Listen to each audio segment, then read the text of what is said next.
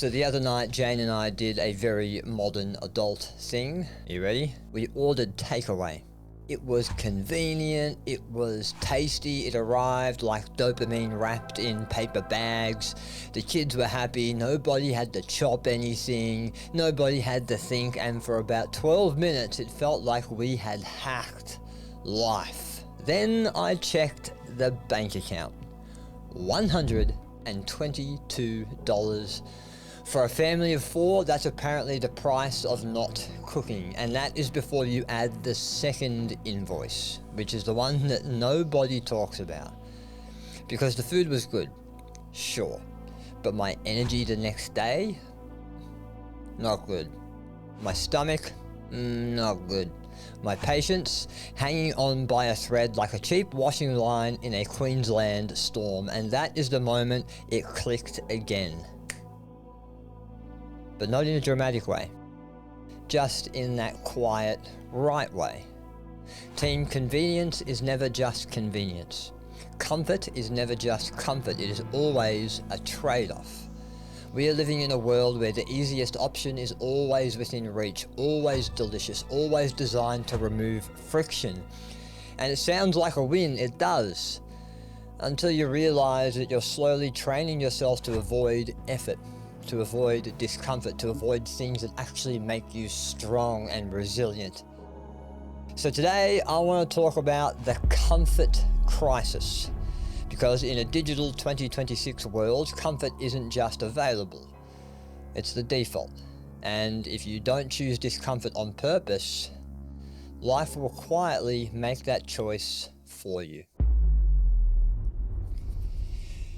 Timo, welcome back to Built Resilient. My name is Bart Walsh. I'm a keynote speaker.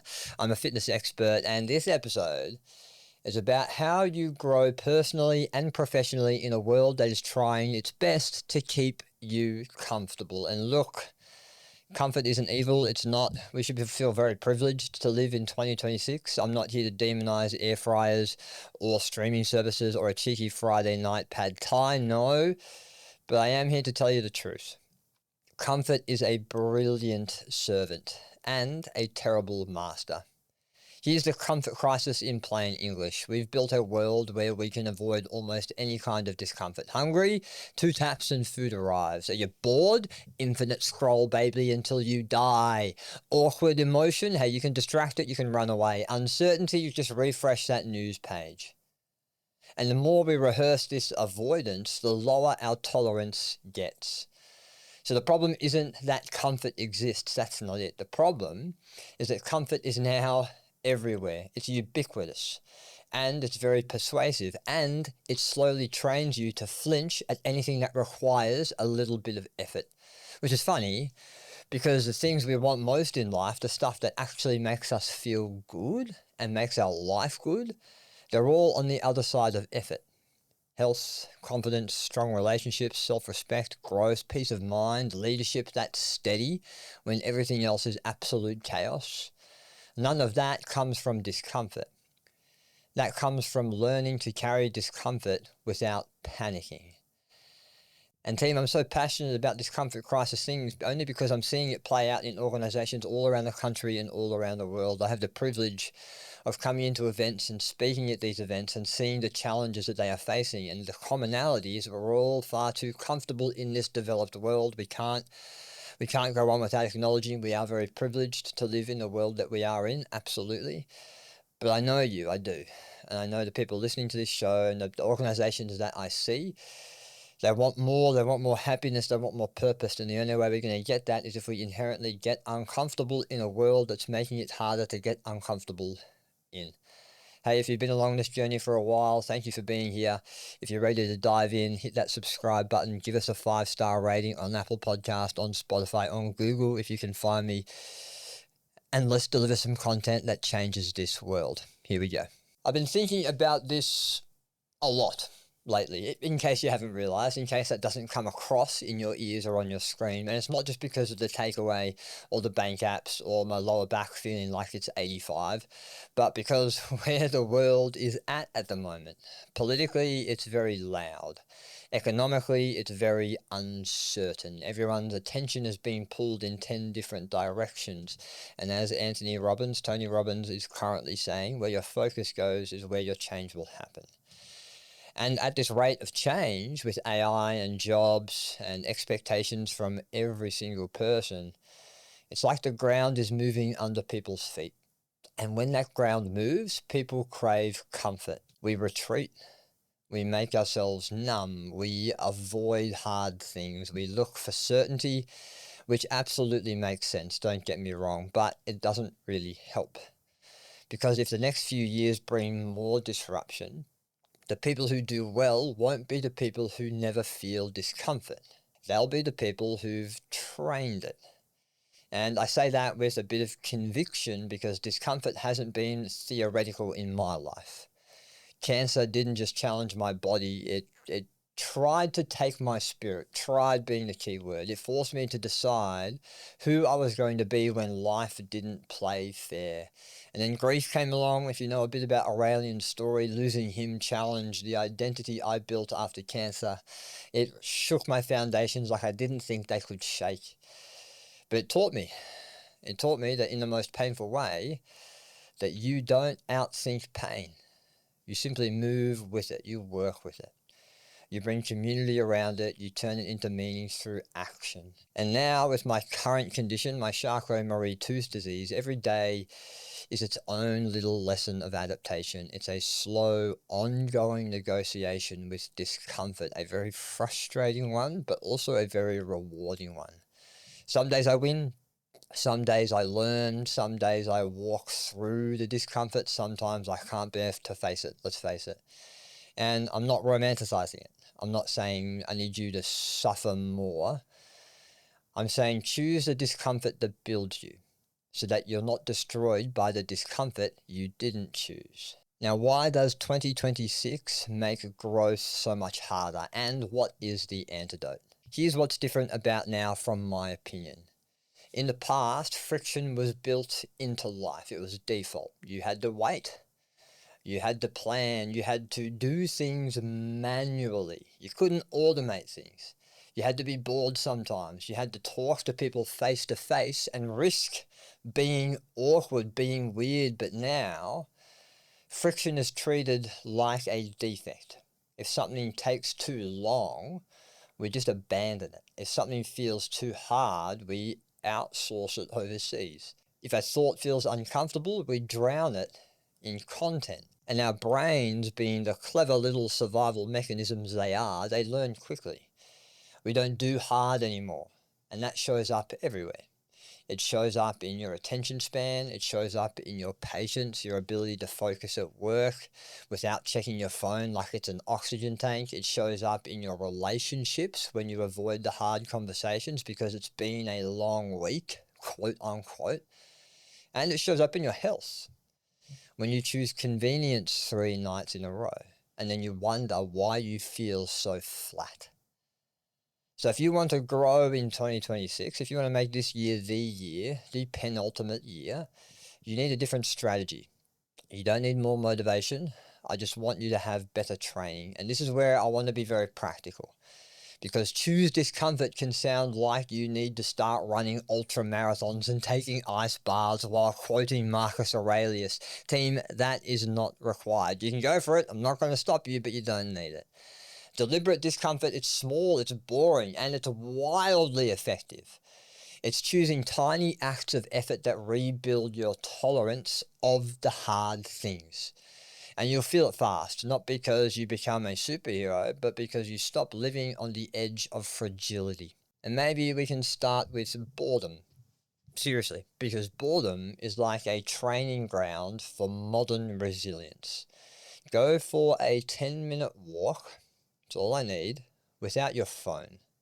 Sit in the car before you go to work and do not scroll. Don't give in to temptation. I want you to wait in a line and don't reach for stimulation like it's a reflex. At first, this is going to feel weird, really weird, like you are a different person to who you perceive you are. Your brain, it will itch, maybe your nervous system will too, but team, that is the point. And then I want you to add friction back into your day. I want you to cook one meal you normally outsource. Park a little bit further away from the office or from the gym. I want you to take the stairs. I know it sounds petty. Every time I give this advice, it sounds so petty and so cliche, but team, remember, every small action you do is evidence that you are capable of better things. Nothing's too petty when it comes to these 1% actions. Even think about if you go to the gym, I want you to do the stretch even when you can't be bothered. And I know there's a lot of you out there that completely skip it. And I want you to do these things not because they magically change your life, but because they teach your nervous system a message. I do hard things on purpose. And that message changes you. Professionally, focus becomes your superpower in 2026 because focus, let's face it, it's rare, it's fleeting. And if you can sit down and go deep on your work for 45 minutes, 60 minutes without checking your phone, you're already ahead of most people. So treat focus like it is training. So that's essentially what we're talking about here. Bring your attention span back, claim it back, treat it like training, and pick one block of time each day where you do that task presently and completely. And then we can build the courage muscle at work as well. While we're at it, why not? Have the conversation early. Give the feedback kindly but directly to a colleague or even to your manager. Ask for clarity instead of just guessing that that's what the task needs. And then make decisions based on your values and not the fear of failure or the fear of judgment.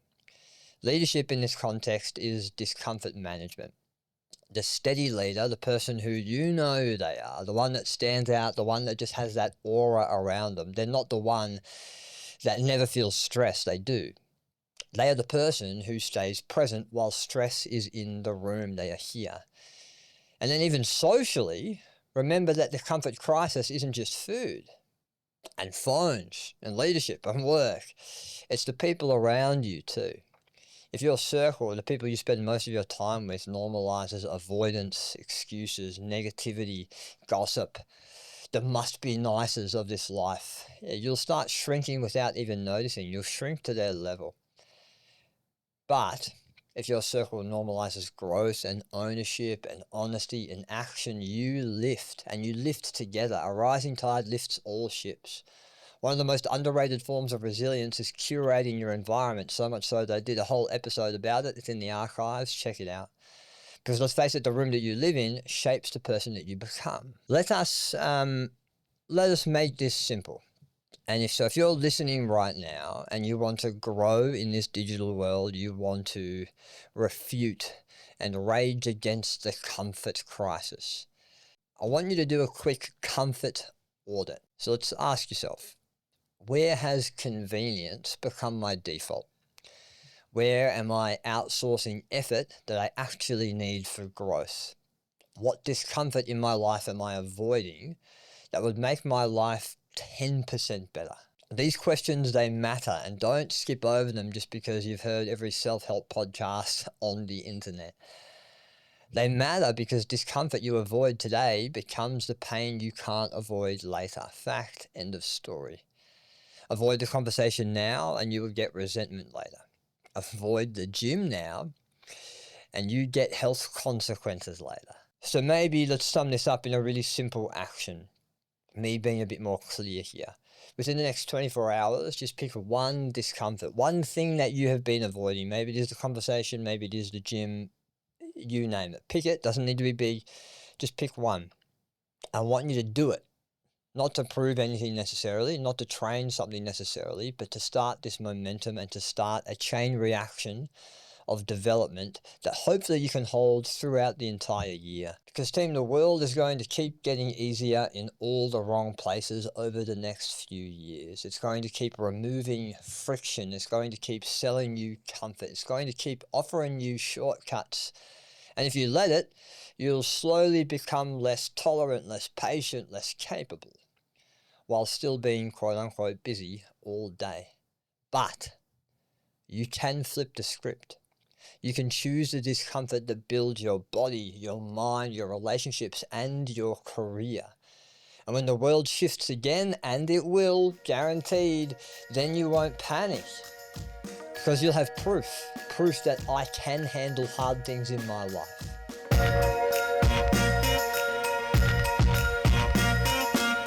Timo, thank you as always for listening. This is the Built Resilient podcast. My name is Bart Walsh. I am a keynote speaker. I'm a fitness expert, and I really appreciate your attention on the saturated content of the internet. I'm hoping I sparked a thought, perhaps sparked some action within the next 24 hours that can start momentum to making this year the best one that you've ever had. And hey, if it did spark something in you, the best thing you can do for me is share it. Share it and give us a 5-star rating on Apple Podcast, on Spotify, and start getting some more positive content out onto the internet that's actually going to help the comfort crisis and not necessarily fuel it. So team, remember this. Comfort is fine. There's nothing wrong with comfort. We are very privileged to be so comfortable. Comfort is also a lifestyle trap. So I want you to choose a deliberate discomfort today. And I can guarantee you'll be stronger tomorrow because of it. Team, I'll catch you in the next one. Remember to choose resilience. Bye.